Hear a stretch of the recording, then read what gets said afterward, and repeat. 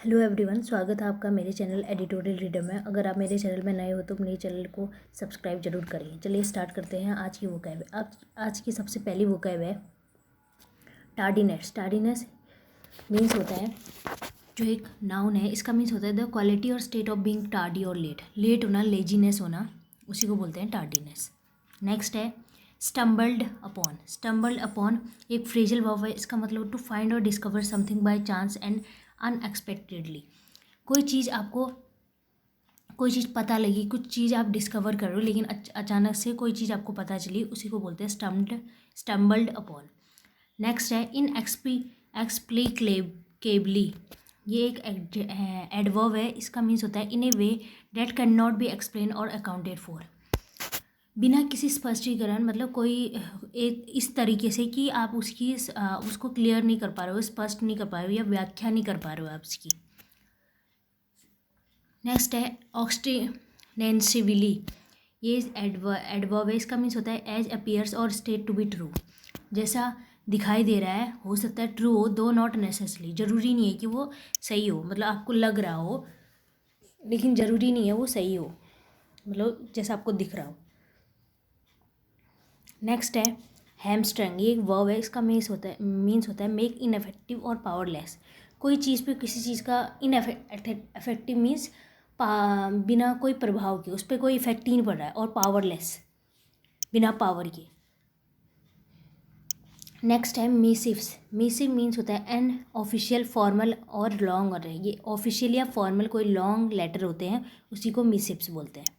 Next है वॉयरिस्टिकली। ये एक एडवर्ब है। इसका मीन्स होता है in a way that relates to enjoyment driving from seeing the pain of distress or distress. किसी के दूसरे के दुख को देखना या उसको स्ट्रेस पे देखना, उसको इंजॉयमेंट करना, इंजॉयमेंट से रिलेटेड है इसका मीन्स, किसी के दुख या पेन को देख के। नेक्स्ट है होली काउ। ये एक ईडियम है। इसका मीन्स होता है an exception of surprise, shock या एस्टोनिशमेंट। अचानक से आप शॉक हो गए या एस्टोनिश, इसका मीन्स होता है सरप्राइज होना। चल एक मिनट। रिमिस रेगुलेटर मतलब केयरलेस रेगुलेटर, लापरवाह, कोई अटेंशन नहीं देना, केयर नहीं करना, उसी को बोलते हैं, या नेगलेक्ट करना कोई चीज़ें, तो रिमिस रेगुलेटर। ये सेबी की बात हो रही है। On the NSC fiasco. इसका मीन्स होता है डिजास्टर या कोई चीज़ फेल हो जाना, असफल हो जाना कोई चीज़, उसे वो एंड प्रोटेक्ट करना, जो भी स्मॉल इन्वेस्टर है उनको प्रोटेक्ट करना। आफ्टर द एनएससी, जो एनएससी का जो ये डिजास्टर था, मीन्स ये फेलियर था, एनएससी का फेलियर, सेबी मस्ट रीअफॉर्म मतलब मेक श्योर करना। उसको सेबी को क्या करना चाहिए, रीअफॉर्म करना चाहिए, मेक श्योर करना चाहिए that it remains focused on protecting small investor, ताकि वो फोकस कर सके किस पे, जो स्मॉल इन्वेस्टर हैं उनको प्रोटेक्ट कर सके इन सब चीज़ों से। चलिए स्टार्ट करते हैं आज का एडिटोरियल।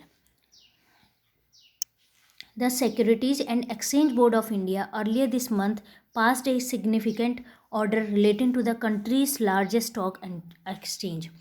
जो इस मंथ था, इस मंथ कुछ उसने क्या किया था, सेबी ने क्या किया, एक ऑर्डर पास किया जो कंट्री के लार्ज स्टॉक एक्सचेंज को रिलेटेड एक ऑर्डर था। द नेशनल स्टॉक एक्सचेंज, कौन सा stock exchange, national stock exchange of India, उसको रिलेटेड इन्होंने एक ऑर्डर पास किया, ये नेशनल स्टॉक एनएससी को लेके।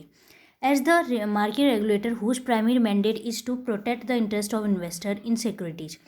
जो भी उन्होंने सिक्योरिटीज़ में जो भी उन्होंने पैसा लगाया है शेयर मार्केट में, तो ये मार्केट रेगुलेटर का क्या है, मार्केट रेगुलेटर सेबी के लिए यूज हुआ है यहाँ पे, जिसका हुज, इसका क्या प्राइमरी मैंडेट है, इसका प्राइमरी काम क्या है, पहले मुख्य इसका काम क्या है, is to protect the interest of investor in securities, कि जितने भी इन्वेस्टर हैं उन्होंने जो भी पैसा लगाया है सिक्योरिटीज़ में, उनके इंटरेस्ट को, उनके हितों को रक्षा करना। SEBI's 190 page order raises more question than it resolve. SEBI के जो 190 पेज का उन्होंने ऑर्डर दिया था, उसको वो क्या क्या पास किया था, उसमें क्या है, उसने क्वेश्चन ज़्यादा उठाए हैं और चीज़ें सॉल्व कम की हैं, रिजॉल्व कम की हैं। क्वेश्चन ज़्यादा हैं उसमें और चीज़ें रिजॉल्व कम की हैं। In particular specially it spotlight the regulator tardiness in exacting मतलब एग्जामिन करना, एक तरह से एग्जामिन जजमेंट करना। इन इट ये क्या स्पॉटलाइट, ये क्या ये सब चीज़ें क्या दिखाती है, 90 पेज का ऑर्डर, इसमें ज़्यादा क्वेश्चन ज़्यादा हैं और उसमें जो भी चीज़ें हैं सॉल्व कम की गई हैं, मतलब वहाँ पे सॉल्यूशन कम है लेकिन क्वेश्चन ज़्यादा है। तो ये क्या दिखाता है, ये स्पॉटलाइट करता है, ये दिखाता है तो रेगुलेटर टार्डीनेस, रेगुलेटर की क्या टार्डीनेस, जो लेट लतीफ़ा है, लेजीनेस है बोल सकते हैं। In at jerk dictating a sensitive matter involving the matter of appointment of top level NSC official। उन्होंने बोले ये क्या दिखाता है, रेगुलेटर की टार्डीनेस दिखाता है, लेजीनेस दिखाता है, क्या करने में, जजमेंट करने में या एग्जामिन करने में, सेंसिटिव मैटर, जो बहुत ही सेंसिटिव मैटर है।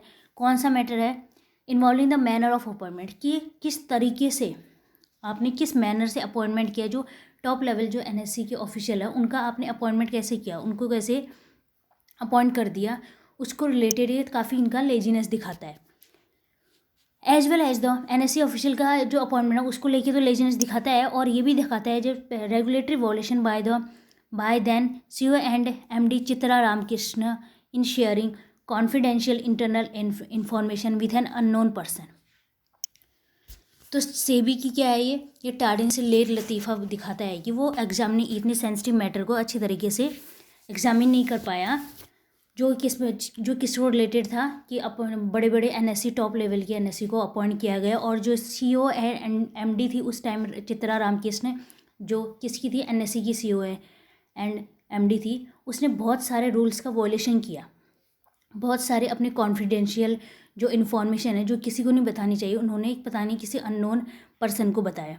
तो इस चीज़ को रिलेटेड यहाँ पे एडिटोरियल इनकी सेबी की काफ़ी क्रिटिसाइज़ कर रहा है कि आपकी लेजीनेस को देखते हुए कि आपको ये सब चीज़ें कैसे पता नहीं चली, कि ये सब चीज़ें कि आप कैसे इसको एग्जामिन कर रहे हो, इसको ट्राई कर रहे हो, या इसका इंस्पेक्शन कैसे कर रहे हो। तो उस सब को लेके इन्होंने क्रिटिसाइज़ किया है एक तरह से यहाँ पे उनको। बाय सेबीज ऑन किसी का on admission, by on admission इसका मीन्स होता है खुद कन्फेस करना या एक्सेप्ट करना। On admission means by on admission किसी का लेके कन्फेस करना, खुद एक्सेप्ट करना कोई चीज़। सेबीज क्या है, बाय सेबी के द्वारा खुद कन्फेस किया गया। The first complaint alleging governance issues in the NSC April 2013 appointment of the Anand Subramaniam as chief strategic adviser was received in December 2015। तो ये सेबी ने खुद एक्सेप्ट किया। तो पहली कंप्लेन कब आई थी, एलिगेशन, और उसमें क्या आरोप लगाए, देखिए कि गवर्नेंस इशू है कहाँ पे, NSC में, नेशनल स्टॉक एक्सचेंज में काफ़ी गवर्नेंस इशू चल रहे हैं। तो फर्स्ट कंप्लेन तब आई थी, और क्या उस पर आरोप लगाए गए थे कि NSCB के यहाँ पे गवर्नेंस इशू है। इन द NSC अप्रैल 2013 अपॉइंटमेंट किसको रिलेटेड गवर्नेंस इशू हैं, और अपॉइंटमेंट ऑफ जो आनंद सुब्रमण्यम है उनका अपॉइंटमेंट को लेके as chief strategic adviser was received in 2015। क्यों आनंद सुब्रमण्यम का अपॉइंटमेंट को लेके, उनको चीफ स्ट्रेटेजी एडवाइजर को लेके जो कंप्लेन थी वो कब फाइल हुई, 2015 में। तो यही बोल रहे हैं कि इसको रिलेटेड इसमें फर्स्ट कंप्लेन कब आई थी, जब अपॉइंटमेंट को लेके आनंद सुब्रमण्यम की एक गवर्नेंस इशू को लेके कंप्लेन पहले आई, तब इस चीज़ को रिसीव किया गया, ये है complain. After an exchange of emails on the issue between the regulator and the NSC, जब ये सेबी इस चीज़ में छानबीन करने लगी, दोनों के बीच में ईमेल्स का काफ़ी एक्सचेंज हुआ, किसका, NSC और सेबी के बीच में। 2016 में SEBI task the exchange board, SEBI ने क्या दिया, काम दिया, टास्क किया किसको, एक्सचेंज बोर्ड, NSC को बोला with determined and exchange of with determine मतलब एग्जामिन करो, पता लगाओ, एक तरह से पता लगाना। If there had any violation of norms, क्या यहाँ पे रूल्स का कोई, नॉर्म्स मीन्स रूल्स का कोई वॉलेशन हुआ है, तो सेबी ने ये बोला है किसको, एनएससी को बोला 2016 में। पहले ईमेल्स का काफ़ी एक्सचेंज हुआ, बातचीत हुई, फिर सेबी ने उनको बोला कि आप डिटरमाइन कीजिए, एग्जामिन कीजिए कि यहाँ पे रूल्स का कोई वॉलेशन हुआ है एनएससी में। इन 2017 तो 2017 में क्या हुआ, NSC Saint back a report bye boards nomination मतलब जो अपॉइंटमेंट करते हैं, और रिम्यूनेशन मतलब पेमेंट से रिलेटेड। 2017 में एनएससी ने क्या किया, रिपोर्ट दी किसको, by the board, sent back a report by the board's nomination and remuneration committee which flagged several irregularities pertaining to his appointment, included his lack of relevant experience and that Mr. Ramkrishna alone had interviewed him. 2017 में NSC ने क्या भेजा कि report बोली, जो उनका committee थी उन्होंने बिठाई थी, board nomination and remuneration committee, उसने जो कमेटी थी उसमें रिपोर्ट क्या थी, क्या लिखा था, वो दिखाता है, विच फ्लैग्ड, उसने दिखाया, यहाँ पे पता चला सेवरल इरेगुलरिटी, काफ़ी सारे नॉर्म्स का साथ काफ़ी सारे रूल्स का वोलेशन हुआ है और बहुत सारी इरेगुलरिटीज़ है यहाँ पे। प्रिटेंडिंग टू हिज अपॉइंटमेंट, और जो क्या दिखाता है, उनके अपॉइंटमेंट हो, अपॉइंटमेंट किसका, सुब्रमण्यम का, जो आनंद सुब्रमण्यम है, उनका अपॉइंटमेंट को रिलेटेड ये बहुत सारे इरेगुलरिटीज़ दिखाता है। हिज लैक ऑफ, क्योंकि उनको लैक ऑफ एक्सपीरियंस था, तब भी उनका अपॉइंटमेंट कैसे हो गया। और मिस्टर रामकृष्ण, जो मिस्टर चित्रा रामकृष्ण जो MD एंड CO थी, उन्होंने उनका अकेले ही इंटरव्यू लिया था और उनको रख दिया, उनका अपॉइंटमेंट कर दिया था। सेपरेटली बट अलग से, बट एक दूसरे से रिलेटेड, सेपरेटली मतलब अलग से बट एक दूसरे से related. SEBI had in the course probe into another matter separately but लेकिन इंटरकनेक्टेड थे। सेबी ने क्या किया, had in the course of its probe, अपना वो छानबीन कर रही थी, जांच कर रही थी, प्रॉब मतलब जांच पड़ताल करना। Into another matter at the NSC small lab, ये इस चीज़ के बारे में जांच पड़ताल तो कर रही थी, फिर इस चीज़ को लेके उन्होंने एक अनदर मैटर ने उनको क्या कराया, स्टम्प, मतलब कोई चीज़ आप किसी और चीज़ के बारे में जांच पड़ताल करो, लेकिन अनएक्सपेक्टेडली आपको कोई चीज़ पता चली। NSC stumbled upon in 2018 documentary evidences pointing to Mr. Ramakrishna have been email communication and sharing sensitive information with an unknown person। जब ये सेबी क्या कर रही थी, इस चीज़ में जांच पड़ताल कर रही थी कि इसका अपॉइंटमेंट कैसे हुआ, ये इसका अपॉइंटमेंट को लेके किसका, आनंद क्या था ना, सुब्रमण्यम का जो अपॉइंटमेंट था उसको रिलेटेड जांच पड़ताल कर रही थी। तो काफ़ी इरेगुलरिटीज़ दिखी, एनएससी की जो एक कमेटी बिठाई थी उन्होंने दिखाया कि बहुत सारे लैक ऑफ एक्सपीरियंस होने के बावजूद इनको अपॉइंट कर दिया, और मिसेज रामकृष्णा ने खुद ही उनको अकेले ही उनका इंटरव्यू लिया। और फिर उसके बाद इसी चीज़ में प्रॉब करते हुए, इस चीज़ में छानबीन करते हुए एनएससी को क्या हुआ, एनएससी क्या हुई, another matter the NSC stumped, NSC का कुछ पता चला, मीन्स स्टम्ब्ड अपॉन हो गई, मीन्स मतलब शॉक हो गई, कोई चीज़ अननोइंगली जाना, आप उस चीज़ को पता, कुछ और चीज़ के बारे में ढूंढ रहे हो लेकिन आपको कुछ और चीज़ पता चली वहाँ पे पता चली 2018 में।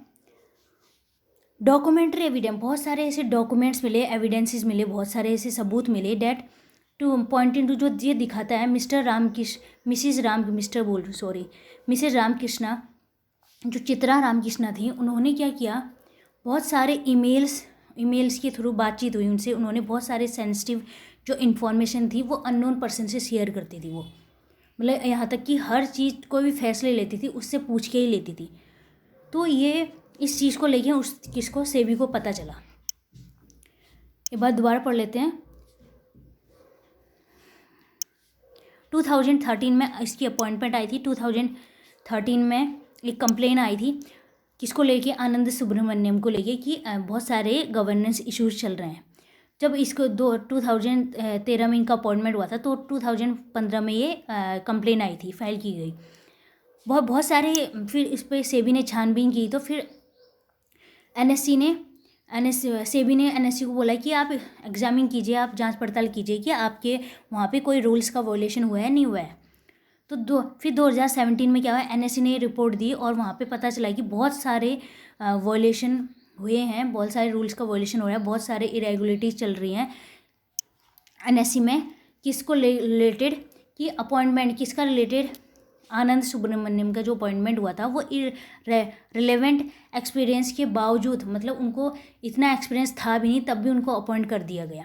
तो इसी को रिलेटेड छानबीन चल रही थी, तभी क्या पता चला कि इसी को रिलेटेड छानबीन चल रही थी तभी सेबी को क्या पता चला कि जो मिसिस चित्रा रामकृष्ण है उन्होंने क्या किया, उन्होंने बहुत सारे ईमेल के थ्रू एक अननोन पर्सन से बात कर रही थी वो, और उससे सारी कॉन्फिडेंशियल इन्फॉर्मेशन, जो भी सेंसिटिव इन्फॉर्मेशन है जो उन्हीं को पता होनी चाहिए, वो उसको जाके शेयर करती थी। तो इससे यहाँ तक इतना पढ़ा हमने अभी। आगे the NSC conclusion, the NSC's conclusion, जो एनएससी का जो कंक्लूजन निकाला, मतलब जो उनको निष्कर्ष मिला एक तरह से, based on findings in forensic audit, based on finding मतलब जो भी डिस्कवर किया, फाइंडिंग्स को रिलेटेड जो भी डिस्कवर किया उन्होंने, जो भी उन्हें पता चला, forensic in a forensic audit by Ernst and Young, जो भी उन्होंने फाइंडिंग्स की इनके audit by Young, and that this unknown person was none other, उनके उसमें पता चला कि ये अननोन पर्सन क्या है, वो क्या है जो अननोन पर्सन जिससे ये मिसेस सुब्रमण्यम बात करती है वो क्या है, वो कोई और नहीं, वो तो वही है, सुब्रमण्यम ही है। वो was none other mister Subramanian, जिनको अपॉइंट किया था उन्होंने बिना एक्सपीरियंस के, वही है वो अननोन पर्सन जिनसे वो बात करती है। वह सेंट टू सेबी इन, उसने क्या किया, एनएससी ने ये सब चीज़ें किसको बताई, सेबी को बताई अक्टूबर 2018 में। And yet it took the regulator a further 40 months to inexplicably conclude that the unknown person ostensibly guiding Mr. Ramakrishna was unlikely to be Mr. Subramaniam. तो उन्होंने फिर क्या किया, ये किसको, इस रेगुलेटर को, मीन्स सेबी को कितने महीने लग गए, 40 मंथ लग गए उसको ये पता करने में कि अननोन पर्सन सुब्रमण्यम ही है या कोई और है। तो ये मतलब उन्हें लगता है कि जो गाइड कर रहा है मिसिस रामकृष्णन को, चित्रा रामकृष्णा को, वो सुब्रमण्यम नहीं है, वो कोई और है जिसको सबसे ज़्यादा बेनिफिट हुआ। The biggest beneficiary of the guidance by getting promoted as, सबसे ज़्यादा फ़ायदा हुआ जब से चित्रा रामकृष्णन से, सबसे ज़्यादा फ़ायदा उन्हीं को हुआ, क्योंकि जो अननोन पर्सन था उनके थ्रू उन्होंने ही, उनकी वजह से ही वो क्या, सबसे ज़्यादा बेनिफिशियरी उसी को फ़ायदा हुआ, सबसे ज़्यादा बेनिफिशियल वही रहा, कौन, मिस्टर सुब्रमण्यम। बाय गेटिंग, क्योंकि उन्हें प्रमोशन मिला as a group operating officer उन्हें, और रिसीविंग एनुअल पे, और उनको एनुअल पे कितनी मिलती थी, वैल्यूटेज annual compensation 4.21 crore by April 2016 में इतना मिलता था, फ्रॉम 2013 में इतना मिल रहा था, फिर 2016 में इतना हो गया। तो सबसे ज़्यादा बेनिफिशियल यही था, मतलब इनको ही सबसे ज़्यादा फ़ायदा हुआ। तो ये लग रहा था कि क्या पता यही होंगे, लेकिन ये नहीं थे।